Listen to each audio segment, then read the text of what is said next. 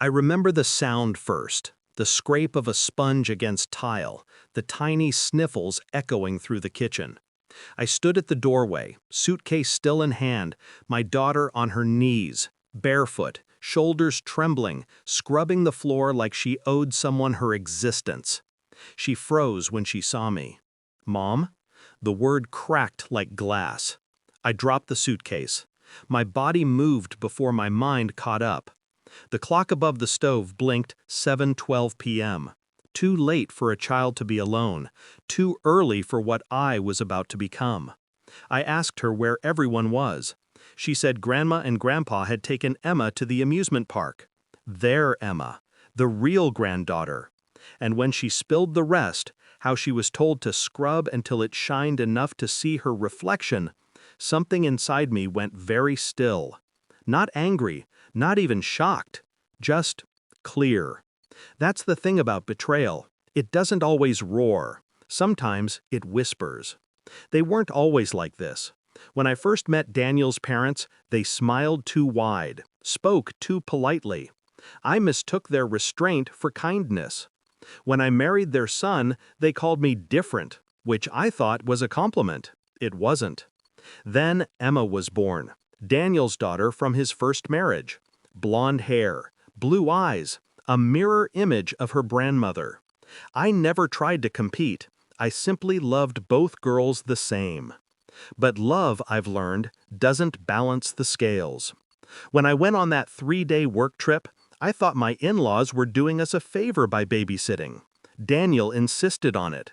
They want to bond, he said. Bond. I suppose they did. The first clue came months before.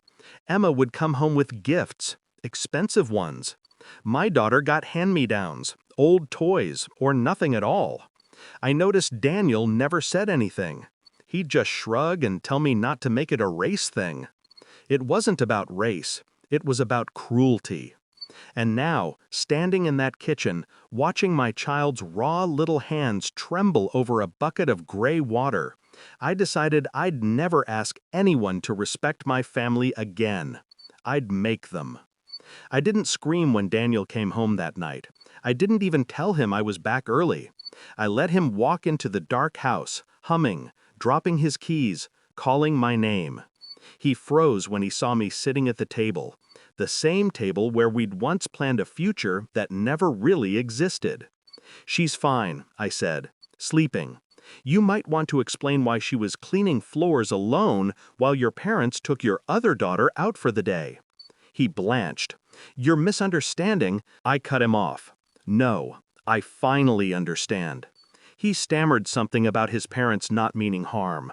I listened, calmly, almost detached, because I already knew what I was going to do. That night, after he went to bed, I opened my laptop. I wasn't looking for revenge. I was documenting abuse. Dates, times, photos, my daughter's scraped knees, the bruises from discipline. I gathered messages, bank statements, anything that painted the picture I already saw clearly. Then I made 3 calls, one to my lawyer, one to child services, and one, quiet but deliberate, to a close friend at the Tribune. By morning, everything was in motion.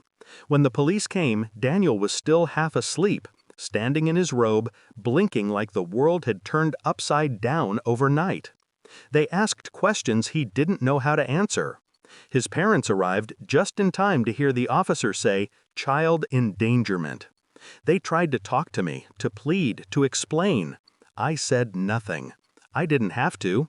The evidence spoke louder than I ever could. My lawyer filed for full custody that afternoon. The story hit the news by evening. The perfect family, the ones who loved one granddaughter and tortured the other, became a headline.